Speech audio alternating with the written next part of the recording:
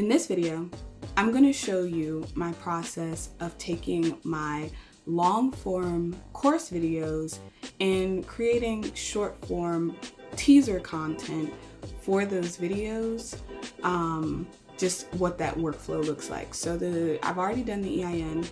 The next one up is going to be the core of your business. So I'm just going to open up the Premiere Pro file that has the original video that's actually in the course. So I'm opening that up now. It's already been edited. And so what I'm gonna do at this point is I'm just going to, this one is only a computer screen. I've already created placeholder screens. So I'm just gonna drag this in right here. And then I'm gonna come up and I'm gonna do a save as, because I don't wanna mess with the original. I did make copies of these, but I don't wanna mess with the original file. So I'm just gonna make one just for good measure, teaser. All right, so the core of your business teaser. So now I have a completely new file that I can edit and do things to.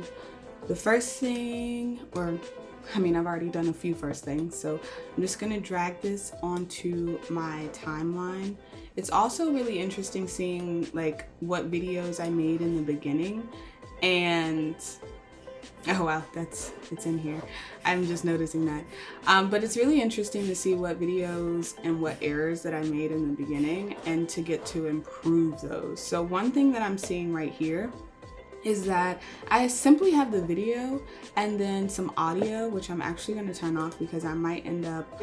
So what I'm going to do is I'm going to come up to my graphics and titles. I'm going to create a new rectangle layer, and that's going to put it right above everything. I'm going to stretch it out to the extent of the screen here, and I'm going to make this an adjustment layer.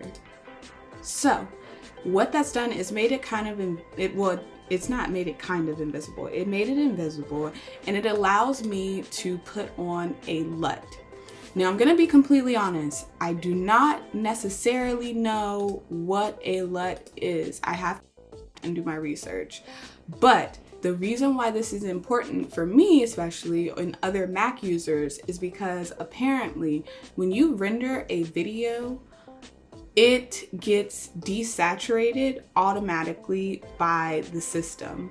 And so when you add the LUT that I'm about to add, which if you would like the LUT, I will provide a contact source in the course that you can reach out to, and I can send you files and things if you elect to go the Adobe Creative Cloud route.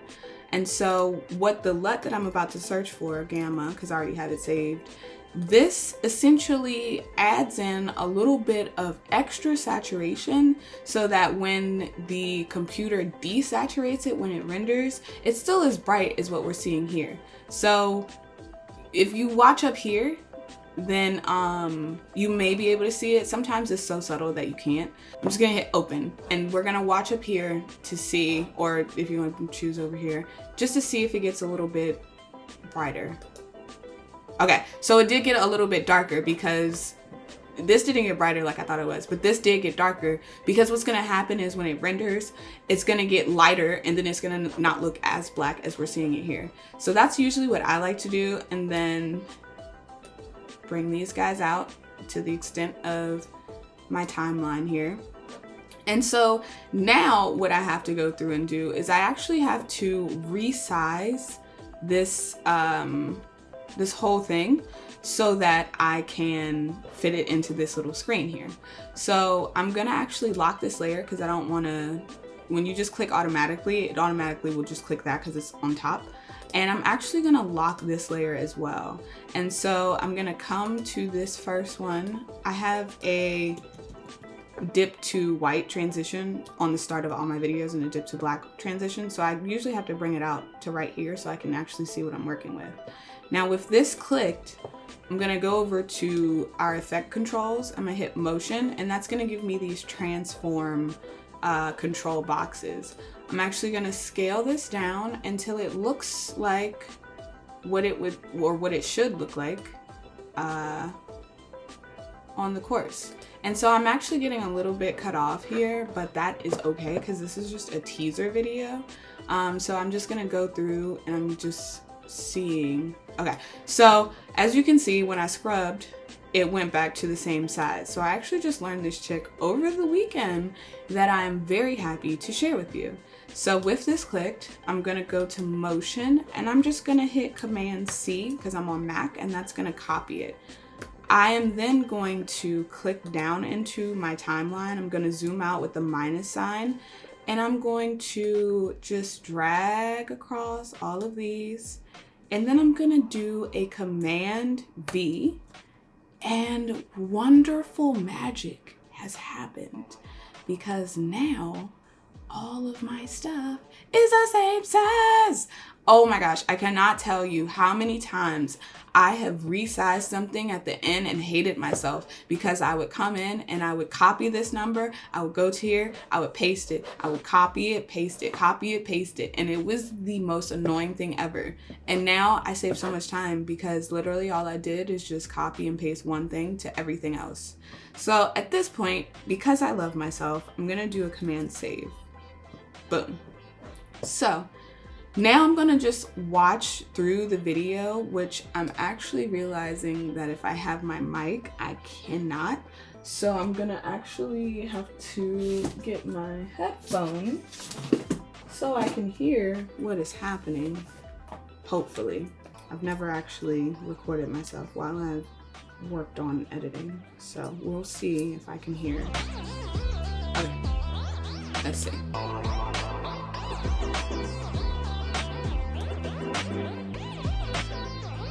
Okay, cool. So I can actually hear with the headphones. I don't know what this is gonna do for my audio, but this is an experiment, so we're gonna see. So, here we go. I think for this, I'm actually going to simply leave the whole thing because I think there's a lot of value in this. So this is actually going to be an easy video for me. So because I'm leaving it and I've already scaled it to size, I'm going to unmute this and see what music.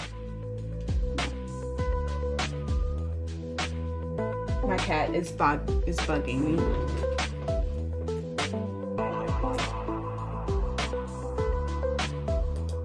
Okay, so I'm actually liking the music as well. So I'm gonna unmute it and I'm gonna leave it. For SEO purposes, because I'm gonna put this on YouTube, I like to add in captions to help with search engine optimization. So I'm gonna create a transcript. And if you don't have any of these panels, let me cancel. If you don't have any of these panels and you want them, you can always come to Window and you can open it up. So I just went to the text panel here. So I opened up the text panel here. So I'm gonna go to create transcription and I'm going to identify that I want what is on audio 1, so my audio 1 channel, to be transcribed. So then I'm gonna hit transcribe.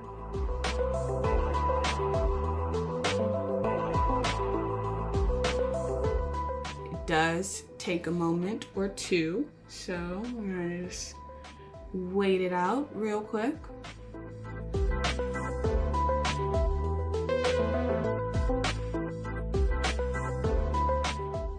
All right, and now we have transcription. From there, I'm not gonna do anything. I'm gonna hit create captions. And here you can set your preferences. I always like to. And so subtitle default is fine. The only thing that I really change is I will bump 42 up to 50 characters just because I have all of this space down here to work with.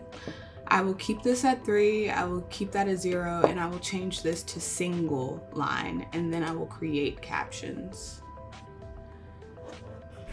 I usually don't like whatever default font is happening here, so with it on the screen, I'm just gonna click it, and that's gonna put me into my text editing mode. I am still on where I brought in my Gamma LUT. So I'm gonna go over to Essential Graphics because that's where my text is. I already have the font that I like to use installed. It's called Ender, and 48 is actually okay. I'm gonna change the color just so it can be a little more on brand with what's going on the screen. And what else? 48 Ender. Okay, cool. So this is now obviously been applied to just this. So if I go to the next caption, it's going to be the same thing. So I want to make this caption the same for everything else. So I'm going to come here to track style, create a style, and I'm just going to put blue 48. It doesn't carry over to the other styles, which is kind of annoying. Like, I mean, well, it doesn't cover that. It does not carry over into other files. I haven't figured out how to just save one style so I can create it. So I usually have to create a style every time.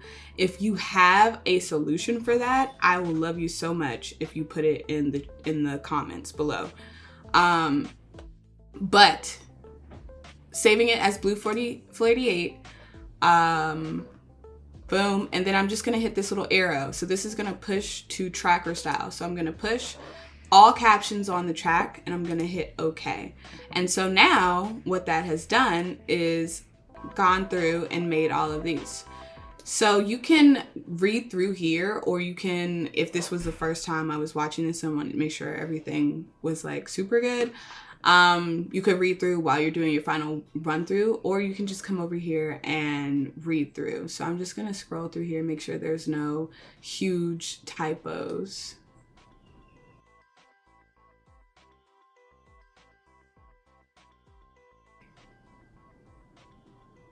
Yeah, we're looking okay. So I'm just gonna like trust the computer. I'm gonna hit my like back arrow so I can zoom out of the whole thing. Okay, so here we go. And then because this is going on YouTube, what I'm gonna do, because this is the same picture over here, is I'm just gonna zoom. So because this is the same picture that I have here, I have it for a few seconds. So for what I'm gonna do, since this is going on YouTube, I'm just gonna probably cut in right here. I'm gonna just Command K so I can cut it in. I'm gonna grab all of, actually, no, I'm not. I'm gonna hold Option and I'm gonna drag only the visual part right here. And I'm gonna hit delete. So I still have my audio, but while I'm talking, I want to be promoting the course. So I'm bringing in this file here. I'm gonna drag it in here, connect it. All right, so I'm gonna click, go back to my effect controls, hit motion, so I can get those transform symbols. And then I'm just gonna zoom it in until it looks good. I mean, zoom it, make it smaller until it looks good. I don't know if that's, my brain is like freezing right now.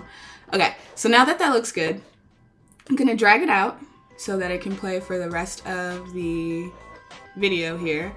And then I'm going to go to video transitions. I'm going to go ahead and put my dip to black back there because I got rid of it.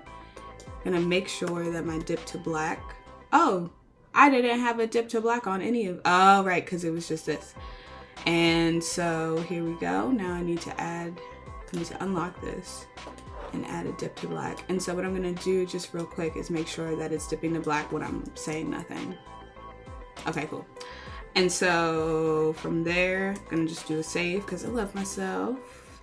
Okay, so in the beginning, we have a dip to white on this, but not on this. So here we go. Let's zoom it in, make sure it lines up. Yeah, it's a little longer. So I'm gonna adjust that and make sure that it looks okay. Cool. Command save. Okay.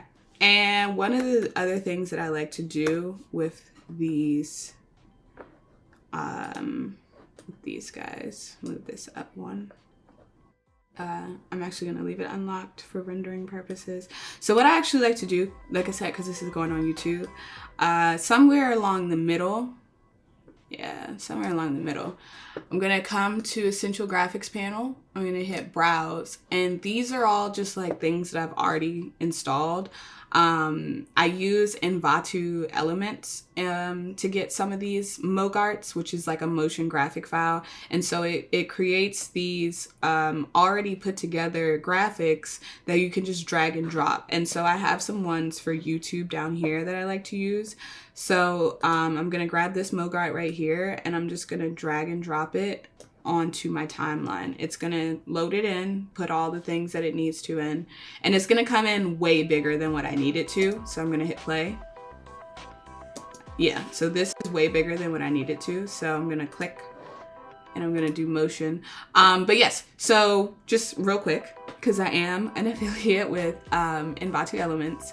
If you use the link in my video below, you can get I believe it's a 30-day free trial to Envato Elements, and you can download all sorts of things that you would need to just make your life easier as a graphic designer. They have motion graphics already put together for both Premiere and After Effects. They have a lot of stuff that you can download. So this, like I said, is one of the things that I got. I'm just gonna scale it down. Click motion back.